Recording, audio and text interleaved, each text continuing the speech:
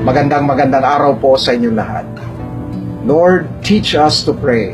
Yan po ang kahilingan ng mga alagad kay Jesus dito po sa ating Ebanghelyo, Luke 11:1-4. At ang ibinigay ni Jesus sa kanila hindi lang isang ordinaryong panalangin, kung hindi isang pagbubunyag ng napakagandang katotohanan sa ating buhay. Na ang Diyos ay ating Ama at tayo po ay Kanyang mga anak.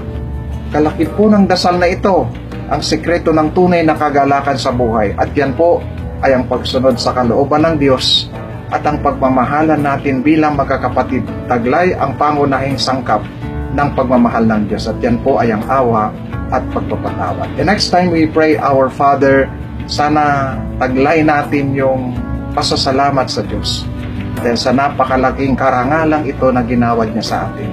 At sana ito rin ay magpapatibay ng ating pag-uugnayan at pagmamahalan bilang magkakapatid dahil yan po ang kanyang kalooban. Magdasal po tayo lagi at manalig sa Diyos.